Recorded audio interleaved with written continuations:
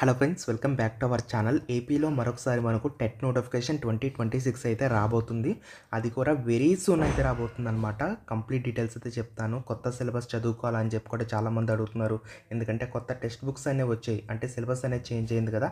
ఇప్పుడు దేనికి ప్రిపేర్ అవ్వాలని చెప్పేసి కూడా చాలామంది అడుగుతున్నారు.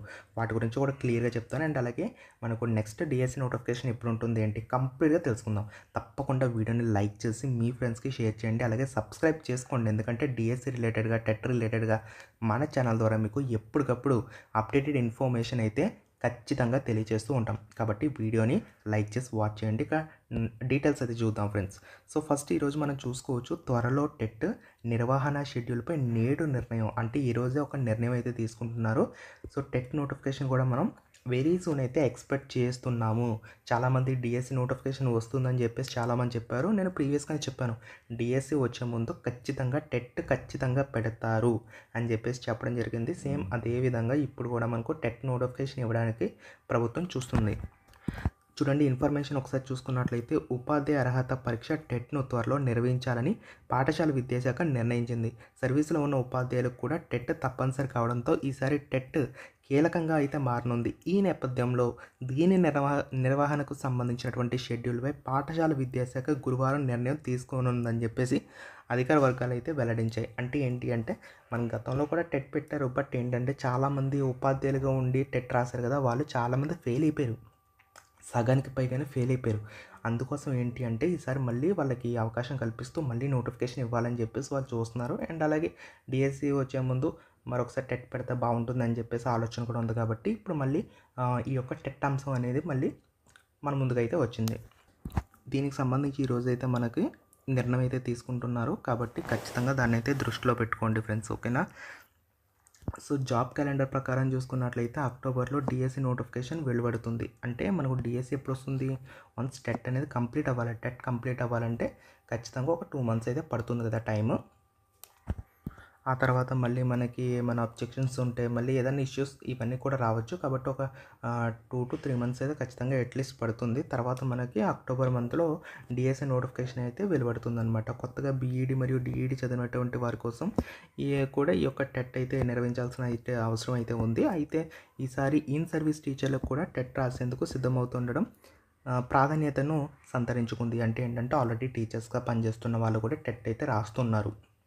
డిఎస్సి కోసమనే కాదు, నార్మల్గా టెట్ అయితే క్వాలిఫై అయి ఉండాలి కాబట్టి సో వాళ్ళు కూడా రాస్తూ ఉన్నారనమాట.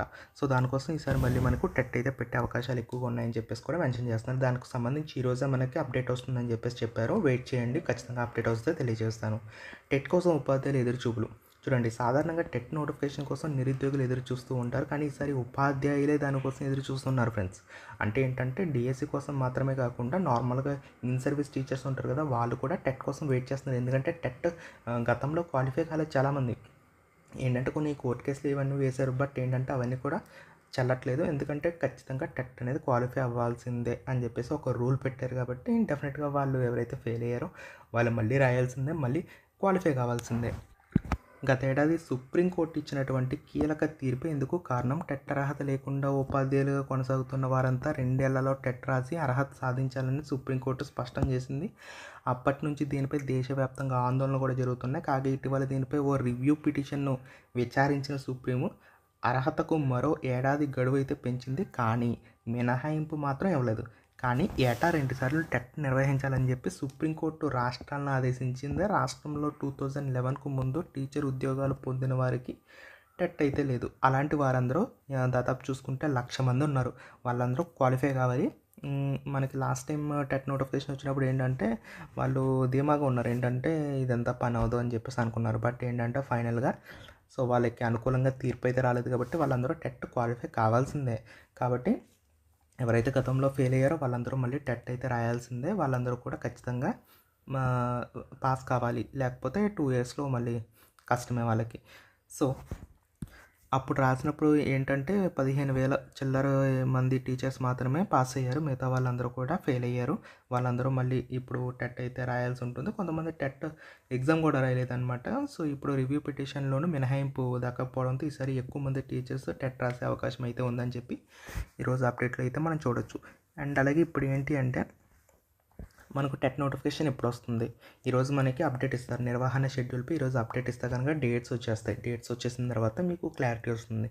నోటిఫికేషన్ వచ్చిన తర్వాత టైం ఏమి ఉండదు, మీకు అరౌండ్ 40 to 45 డేస్ లేదా 50 డేస్ టైం ఉంటుంది. తర్వాత ఎగ్జామ్ అనేది కంప్లీట్ చేసుకోవాలి. సో అది ఫినిష్ అయిపోయిన తర్వాత మళ్ళీ డిఎస్సికి ప్రిపేర్ కావాలి, దానికి అప్లై చేసుకోవాలి, దానికి కూడా ఎగ్జామ్స్కి ప్రిపేర్ అయిన తర్వాత ఎగ్జామ్స్ రాసుకోవాలి. సో అక్టోబర్లో అంటున్నారు కాబట్టి సో ఈలోపు మీరు ప్రిపరేషన్ ప్లాన్ చేసేసుకోండి.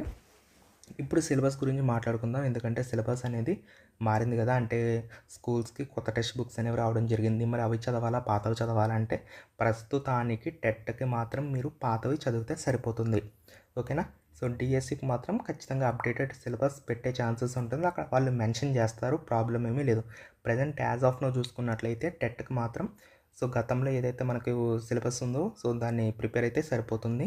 ఓల్డ్ టెక్స్ట్ బుక్స్ అంటే కొత్తవి ఇప్పుడు వచ్చినవి, ఈ సంవత్సరం వచ్చినవి కాకుండా లాస్ట్ ఇయర్ ఏదైతే బుక్స్ ఉంటాయో వాటిని ప్రిపేర్ అయితే సరిపోతుంది.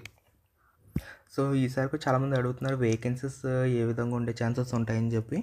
సో వేకెన్సీస్ అయితే పర్వాలేదు. సో వేకెన్సీస్ని దృష్టిలో పెట్టుకోకుండా నార్మల్గా ప్రిపరేషన్ ప్లాన్ చేసుకోండి, ఎందుకంటే సో ఇంకా వేరే చాయిస్ లేదు కదా. సో డిఎడ్ బిఎడ్ చేసిన వాళ్ళకి వేరే ఛాన్స్ లేకపోతే మరి ఇంకేం చేస్తారు చెప్పండి. సో తక్కువ ఒక్క పోస్ట్ ఉన్నా 2 పోస్టులు ఉన్నా ప్రిపేర్ అవ్వాల్సిందే. ఓకేనా. సో మళ్ళీ కర్నూలుకి వేకెన్సీస్ బాగానే ఉన్నాయి. సో కర్నూలు, నెల్లూరు ఇటువంటి వాటికి వేకెన్సీస్ బాగానే ఉన్నాయి. ఓకేనా. సో మిగతా జిల్లాలకు సంబంధించి ఏ విధంగా ఉంటాయో మరి చూడాల్సి అయితే ఉంది. సో అప్డేట్ వస్తే కనుక ఖచ్చితంగా మీకు తెలియచేయడం జరుగుతుంది. సబ్స్క్రైబ్ చేసుకొని పెట్టుకుంటే అప్డేటెడ్ ఇన్ఫర్మేషన్ ఎప్పుడు వచ్చినా కూడా మీకైతే మీ ముందుకైతే తీసుకొస్తూ ఉంటాను. ఓకేనా. సో ఇది ఫ్రెండ్స్ ఓవరాల్గా ఈరోజు టెట్కి సంబంధించి వచ్చినటువంటి అప్డేటెడ్ ఇన్ఫర్మేషన్. ఎవరికైతే టెట్ రాయాలనుకుంటున్నారో వాళ్ళు ప్రిపరేషన్ ఈ రోజు నుంచే స్టార్ట్ చేసుకోండి. నోటిఫికేషన్ వచ్చిన తర్వాత మీరు రివిజన్ చేసుకోవడానికి బాగుంటుంది, కానీ అప్పుడు సిలబస్ స్టార్ట్ చేస్తానంటే కనుక ఖచ్చితంగా వర్కౌట్ కాదు. సో కాబట్టి ఆల్రెడీ ప్రీవియస్ చదివిన వాళ్ళే కాబట్టి ఒకసారి అలా చదువుకుంటూ వెళ్తే రివిజన్ చేసుకుంటూ మాక్ టెస్ట్లు అనేవి ప్రిపేర్ చేసుకున్నట్లయితే బాగుంటుంది, ఈజీగానే క్రాక్ చేయొచ్చు. చాలామంది చదువుతున్నారు కానీ ఎగ్జామ్స్ అయితే రాయట్లేదు. ఎగ్జామ్స్ అనేవి ఖచ్చితంగా రాయాలి, ఎందుకంటే టైం మేనేజ్మెంట్ చాలా చాలా ఇంపార్టెంట్. సో కాబట్టి దాన్ని కూడా మీరు బ్రెయిన్లో పెట్టుకోండి. దాంతోపాటు జీకే కూడా మీరు ఖచ్చితంగా కన్సిస్టెంట్గా డైలీ ఒక హాఫ్ అన్ అవర్ కానీ 1 అవర్ కానీ ఖచ్చితంగా చదువుకోండి, ఎందుకంటే దాని నుంచి కూడా బిట్స్ అనేవి వచ్చే ఛాన్సెస్ ఎక్కువగా ఉంటాయి. డిఎస్సి రిలేటెడ్గా ఎక్కువ బిట్స్ అనేవి వస్తూ ఉంటాయి. జీకే, కరెంట్ అఫైర్స్ ఇవన్నీ కూడా ఫోకస్ చేసుకోండి. ఓకేనా. సో వీడియోని అయితే లైక్ చేయండి, ఛానల్ని సబ్స్క్రైబ్ చేసుకోవడంతో పాటు మీ ఫ్రెండ్స్కి షేర్ చేయండి, సో దట్ ఎక్కువ మందికి రీచ్ అవుతుంది, ఎక్కువ మందికి హెల్ప్ అవుతుంది guys. Thank you so much. Have a nice day.